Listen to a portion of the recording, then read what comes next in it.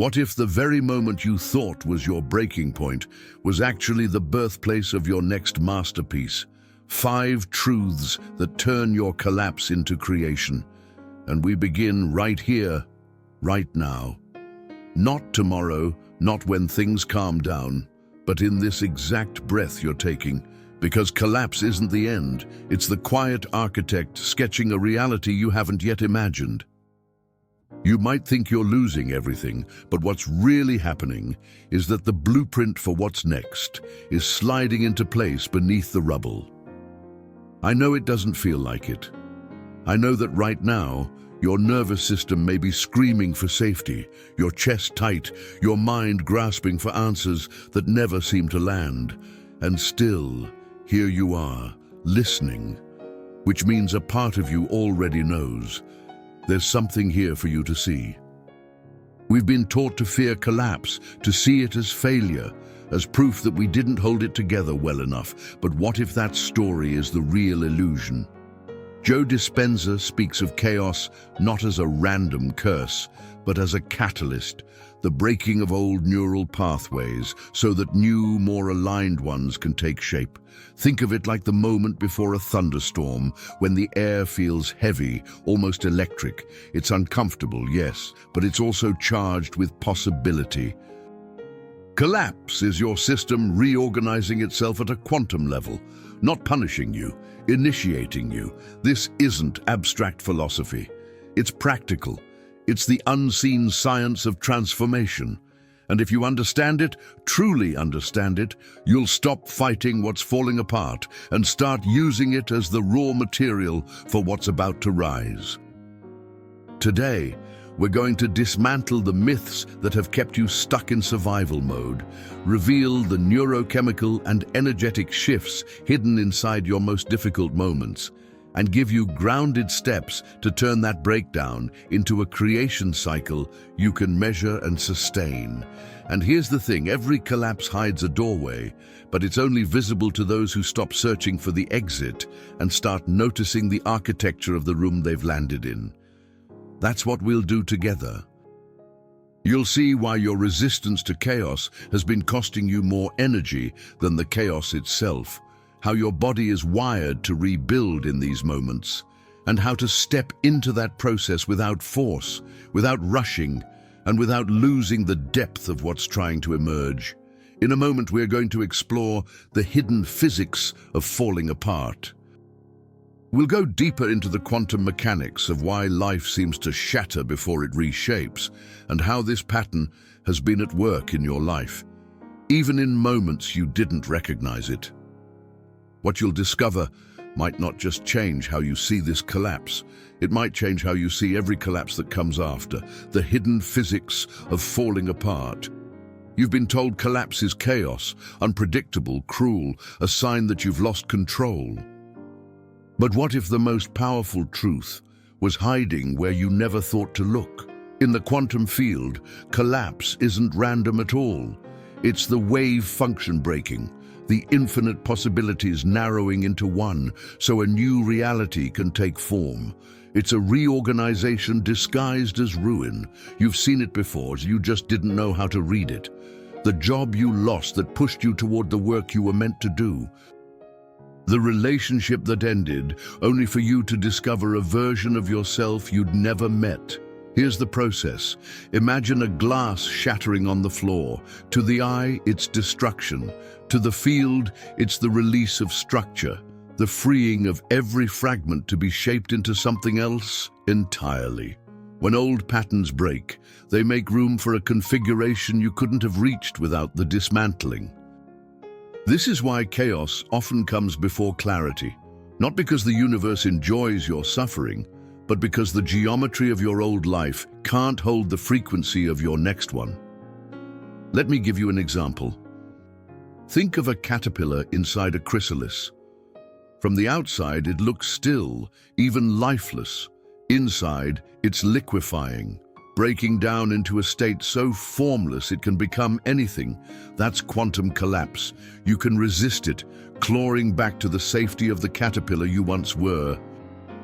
Or you can hold your nerve in the stillness, trusting that the disintegration is part of a deeper intelligence you can't yet see. Pause for a moment. Feel into the places in your life right now where things seem to be falling apart. What if those cracks were actually coordinates? What if they were mapping the exact outline of the reality that's about to emerge? We're going to go deeper. In the next section, we'll explore the neurochemical doorway, how your brain and body, in the middle of collapse, are flooded with signals that can either trap you in survival mode or open a rare portal for rewiring your identity. Once you see what's happening inside you at a cellular level, you'll never look at chaos the same way again. The neurochemical doorway. In moments of collapse, your body becomes a chemical storm. Cortisol and adrenaline surge, preparing you for fight, flight, or freeze. Your heart races, your breath shortens, your mind starts scanning for threats, even the ones that aren't there. Bruce Lipton's research shows us something most people never realize. These same stress chemicals that can trap you in a loop of fear can also open the gates to neuroplasticity, but only if you know how to navigate them. Here's what's really happening.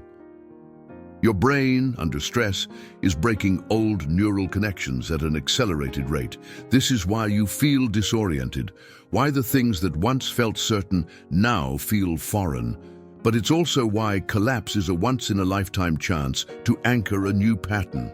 When you're stable, your brain likes to keep running the same programs. In collapse, the system is already in rewrite mode. This means you can introduce a new operating system for your identity. One that would have been almost impossible to install in the comfort of your old life. Let's go deeper. Think of your brain like a garden. In stability, the soil is firm and the plants are rooted in place. Change is slow, but in collapse, the soil is tilled, messy, broken up, and exposed. You can choose to let weeds take over, or you can plant something intentional. Without this understanding, people let fear plant the seeds, and they grow into more of the same patterns they were trying to escape. Pause now and just notice. The sensations in your body aren't just symptoms of stress, they are signals. They are the raw material your brain is using to decide who you become next. If you can meet them with awareness, you can turn the same neurochemistry that locks some people into despair into the very fuel that rebuilds you. And this is where the next truth takes us. The energy drain you don't see. We'll explore how the way you relate to collapse can either leak your life force or preserve it for the creation ahead. And there's something hidden here that most people miss entirely, and it's costing them more energy than the collapse itself. The energy drain you don't see. Most people approach collapse like a battlefield. They armor up, they push back. They treat every wave of change as an enemy to defeat. But here's the cost they never calculate. Every act of resistance is an open leak in their energy field. The more you fight the current, the faster your life force drains away. You think you're protecting yourself, but in truth, you're bleeding power into the very thing you want to escape. Let me explain. In energetic terms, collapse is not a curse. It's a vibrational detox. It's the purging of frequencies that no longer belong to the reality you're stepping into. Think of it like an old, heavy coat you've outgrown. It may have kept you warm once, but now it weighs you down, and every movement becomes harder. The moment you let it drop, you're lighter. You can move again. The detox process strips away these outdated frequencies so you can align with the new. But when you resist, you cling to the coat. You hold onto the weight, and you wonder why moving forward feels impossible. You've seen this in everyday life. The friend who can't stop replaying the details of how everything went wrong. The colleague who refuses to let go of how the company used to be. The family member who keeps living in a chapter that ended years ago. Each word, each thought is an energy leak. A drip, drip, drip that eventually leaves the well empty. Pause for a moment. Where is your energy leaking right now? Is it in replaying conversations that are already over? In holding onto an image of yourself that no longer exists? In trying to hold together a structure that life is already dismantling for you? We're going even deeper. In the next part, we'll explore collapse as a spiritual test of alignment. You'll see why some of the hardest moments in your life weren't punishments, but frequency checkpoints. Moments designed to see if you could hold your inner center without the world around you holding it for you. And what happens when you pass that test may surprise you. Collapse as a spiritual test of alignment. There are moments in life when the external structures you've built, relationships, careers, identities, suddenly fall away. From the outside, it can look like loss. Inside, it can feel like the ground has given way beneath you. Edgar Cayce described these moments as frequency checkpoints, not punishments, but tests. Tests to see if you can hold your alignment without leaning on the world for validation. Imagine standing in the middle of a storm with no shelter in sight. The wind is tearing at your clothes, the rain is cold on your skin, and you're certain the storm is too big for you. Yet somewhere deep inside, you find a still point, a place the wind can't reach. That's alignment. And in collapse, life is asking, can you stay there when everything else is stripped away? Can you stay there when the people you thought would stand with you don't? Let me give you a modern mirror for this. There's a man named Daniel, mid-50s, works in logistics. Steady, predictable, the kind of person who never misses a deadline. Over the course of 1 year, his marriage ended. The company he worked for was bought out, and his closest friend moved to another state. He didn't talk much about it, just kept showing up, ticking boxes, keeping busy. But inside, he was hollow. He noticed himself reaching for small distractions, overworking, scrolling late into the night, making small talk to fill the silence. One evening, after everyone had gone home, Daniel sat in his parked car outside the office.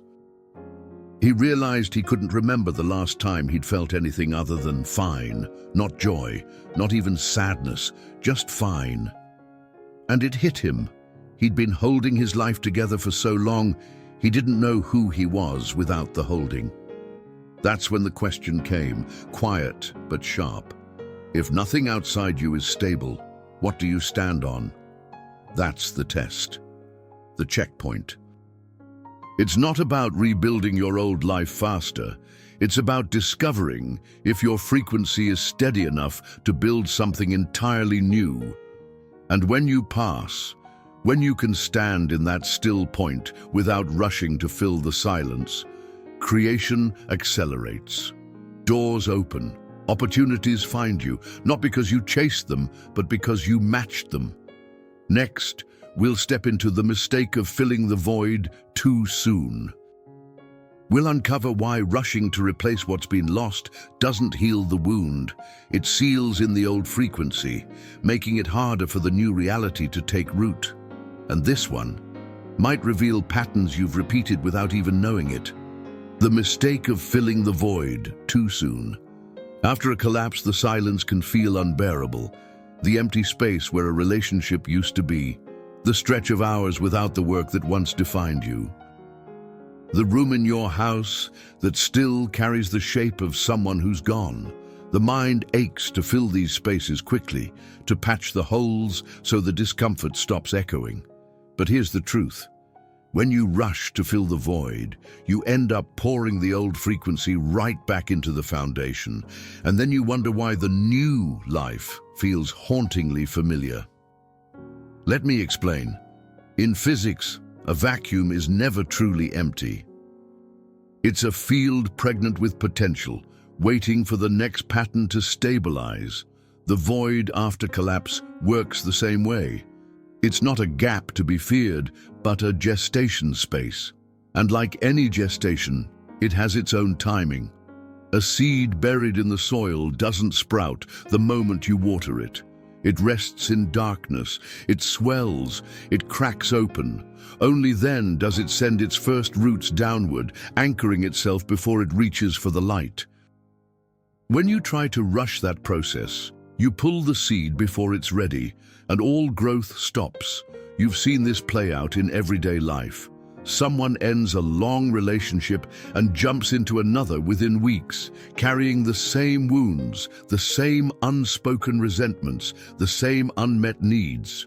Or someone leaves a toxic job and takes the first offer that comes, only to find themselves in the same patterns of burnout. The scenery changes, but the frequency is the same, because the void wasn't allowed to do its work. Pause for a moment and notice the spaces in your own life that feel empty right now. What if they're not empty at all? What if they're incubators, holding the blueprint for a reality that can only grow if you give it the dignity of time? Now, before we go deeper, I want to take a moment. You've made it this far into the video, and that means you've stayed with some uncomfortable truths. I'm grateful for your presence here. If any part of this has stirred something in you, a memory, a realization, a shift, take a moment to share it in the comments. Tell us if you've lived through a collapse like the ones we've been exploring. Your story might be the spark that helps someone else see their own experience differently. And if you haven't yet joined this community, consider subscribing so we can walk this path together. Next, we step into a practical ritual for rebuilding from collapse. This is where we bring the unseen science and the emotional depth down into the ground, into daily actions that anchor the new reality you've been preparing for. And what you'll hear here is simpler and far more powerful than you might expect. A practical ritual for rebuilding from collapse. When the dust begins to settle, it's easy to feel like you're standing in a life that's both yours and not yours at all. The familiar anchors are gone, but the new ones haven't yet appeared. This is the space where most people get lost, drifting, waiting for clarity to arrive like weather. But collapse is an active threshold, and you can meet it with actions so small they seem almost invisible, yet they hold the power to rewire who you are becoming. Here's the process. 3 steps. Simple, grounded, repeatable. First, ground yourself daily through breathwork. Not just deep breathing when you're stressed, but intentional, conscious breaths that remind your body it is safe to receive this new chapter. Second, choose one micro-action each day that is aligned with the version of yourself you are stepping into. It might be making your bed with care, calling someone who expands your perspective, or walking in silence for 10 minutes before checking your phone. Third, each night, record one piece of evidence that you lived in alignment with your desired self. This is not about perfection. It's about recognition. Every recorded moment is a signal to your brain. This is who I am now. Let me give you an example. A woman named Elise had gone through a business failure that left her feeling stripped of identity. She began this 3-step ritual. At first, it felt pointless. Breathing, writing down small wins, making tea in the morning with presence. How could that change anything? But within weeks, she noticed her language shifting. She stopped speaking in terms of loss and started describing what she was creating. The ritual didn't rebuild her life overnight, but it gave her a stable core, something to stand on while the new architecture took shape. Pause for a moment. Feel into the idea that rebuilding isn't about grand gestures. It's about the daily proof you give yourself that you are no longer living in the collapse, but in the creation that is unfolding from it. From here, we move to a truth that speaks directly to the soul, the metaphor of the seed in darkness. This is where we'll connect the ancient patterns of nature with the modern patterns of your own transformation, and you might see your collapse in a way you never have before. The metaphor of the seed in darkness. In nature, collapse doesn't look like failure. It looks like a beginning, disguised as an ending. A seed is buried in the soil, hidden from sight, cut off from light. From the outside, it appears lifeless. Inside, an entire blueprint is awakening. The hard shell softens, the old form surrenders, and in the darkness, unseen by anyone, the seed begins to split, an act of destruction that is also an act of creation. This is the rhythm collapse follows in our lives. You lose a job, a relationship, a version of yourself you thought was permanent, and the world can't see anything growing yet. They see only what's gone. But underneath the surface, something is aligning. Roots are forming in places that light hasn't reached. That darkness, uncomfortable as it is the only environment where those roots can take hold. You've lived this before, even if you didn't name it. Think about a time when you thought you'd never recover, and months or years later, you found yourself in a life that wouldn't have been possible without the dismantling. The timing may not have been yours, but the transformation was. The darkness wasn't an absence of life, it was the womb of it. Pause for a moment and feel into the spaces of your life that are still underground. They may not be ready to sprout. They may not be ready to be seen. But that doesn't mean they aren't alive. The soil's silence is its own kind of music. The seed doesn't rush the song, and neither should you. And now we return to where we began. Collapse is not failure. It is the architecture of rebirth.